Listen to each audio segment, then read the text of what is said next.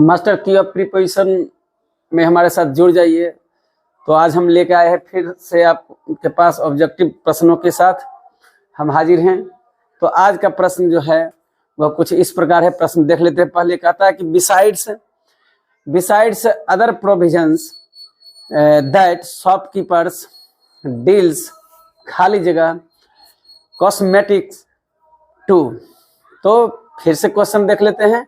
कहता है कि besides other provisions that shopkeeper deals खाली जगह कॉस्मेटिक्स टू, TOO टू है, नोट TO, सिंगल टू नहीं है, TOO है। तो फिर से एक बार हम क्वेश्चन देखते हैं कि कहता है कि besides other provisions that shopkeeper deals खाली जगह कॉस्मेटिक्स टू। इनके ऑप्शन हैं। नंबर 1 में दिए हुए है फॉर, दूसरे में दिए हुए है एट, और तीसरे में दिए हुए है इन, चौथे में दिए हुए है विद। तो चलिए हम लोग एक एक वर्ड का एनालिसिस करते हैं। सेंटेंस में जो भी क्वेश्चन में है, जो दिया हुआ है सेंटेंस में, वो है बिसाइड्स पर पहले देखते हैं कि बिसाइड और बिसाइड्स, चूंकि वह भी एक प्रीपोजिशन ही है, तो इसके बारे में समझते हैं कि बिसाइड मीन्स कहता क्या है और बिसाइड्स मीन्स होता क्या है। बिसाइड मीन्स होता है बगल में, मतलब सिटिंग पोजीशन, मतलब बैठने को लेकर के।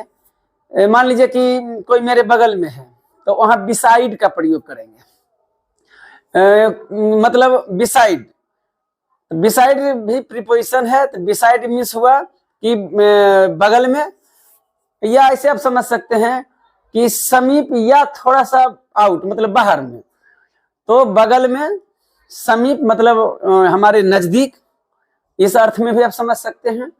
तो चूंकि बिसाइड है, यह भी प्रीपोजिशन है, उसका जो अर्थ है वह होता है बगल में, बगल के अर्थ में समीप या बाहर में। तो जिस सेंस में आप का जो क्वेश्चन रहेगा या कोई सेंटेंस रहेंगे, उस अनुसार से हम लोग हिंदी करेंगे। बिकॉज यहाँ पर देखते हैं, कहता है बिसाइड्स। यहाँ पर हमने बिसाइड बोला है। बिसाइड मीन्स होता है बगल में।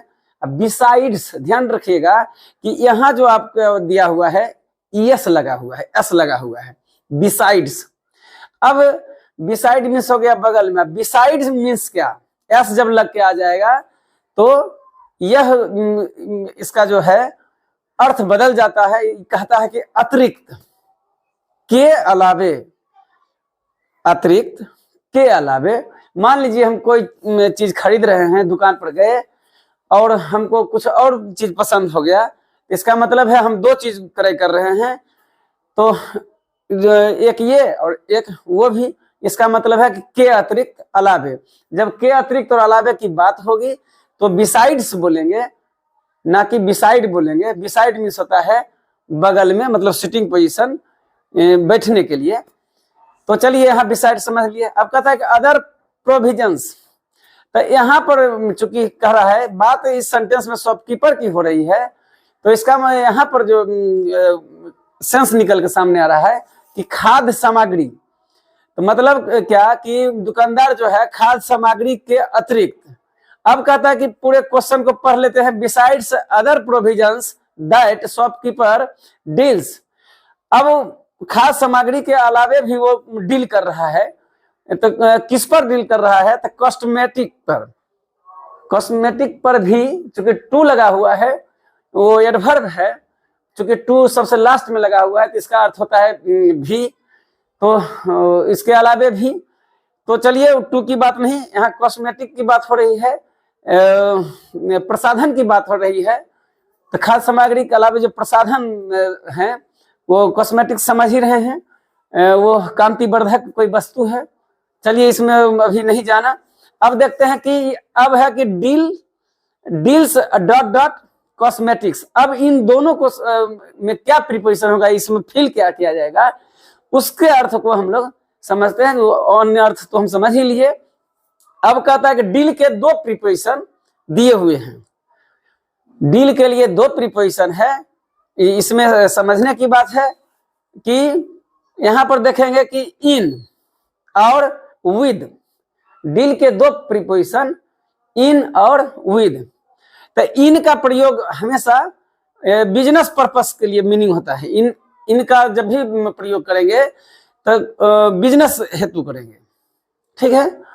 तो अगर हम कहते हैं विद, तो विद मीन्स जब विद का प्रयोग होगा तो वह हो जाएगा डील। डील का हिंदी समझिए पहले। डील मीन्स होता है वार्ताव, डील मीन्स होता है वार्ताव। अब एक हुआ वार्ता के तौर पर, एक हुआ वार्ताव।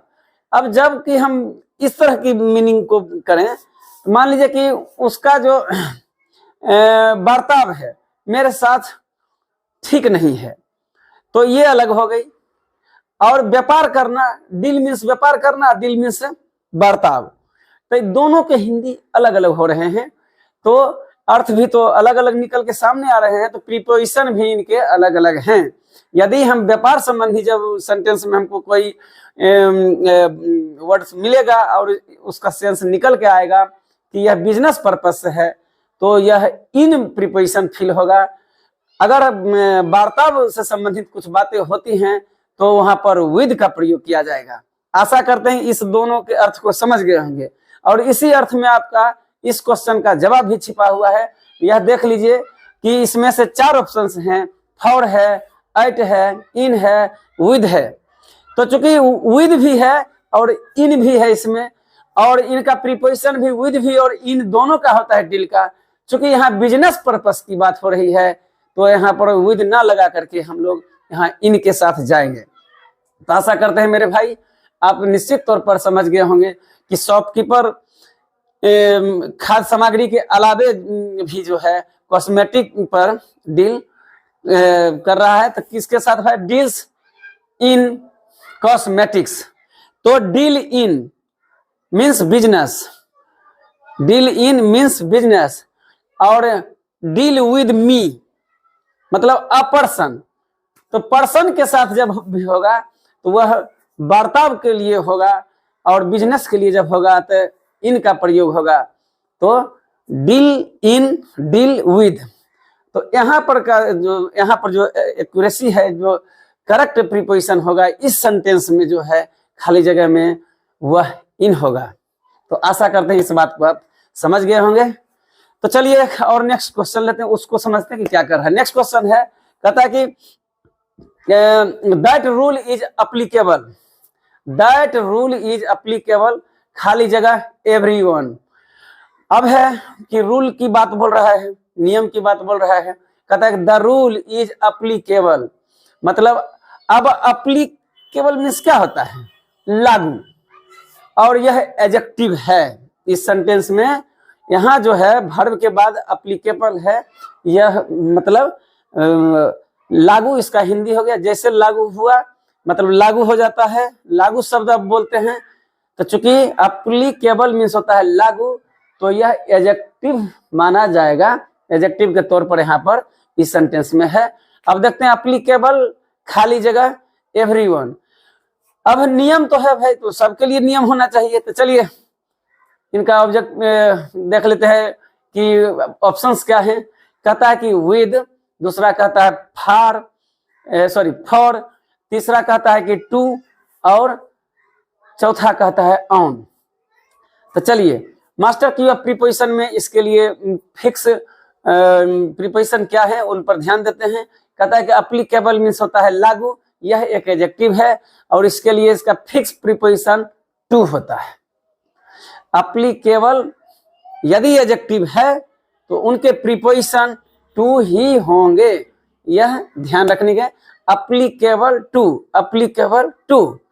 तो यह हम लोग माइंड कर लेंगे कि अप्लीकेबल जब हो जाएगा तो वह टू के साथ हम लोग नेचुरली रूप से जाएंगे, और देखेंगे कि यदि ऑप्शन में है तो उसको डील कर लेंगे उसी तरह, उसको हम करेक्ट समझ लेंगे।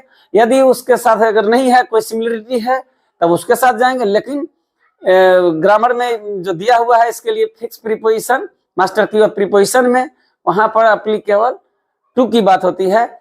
तो यहाँ का मतलब क्या है? अप्लीकेबल में सिचुएशन, अ सिचुएशन।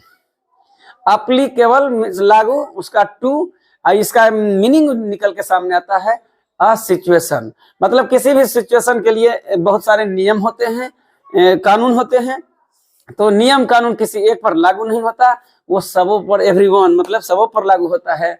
इसलिए मेरे भाई यहाँ अप्लीकेबल जो है और खाली जगह है एवरीवन है, यहाँ पर टू आपका करेक्ट आंसर है। तो मास्टर की ऑफ प्रीपोजिशन में आज इतना ही। आगे हम फिर आपके साथ उपस्थित होंगे। Many many thanks.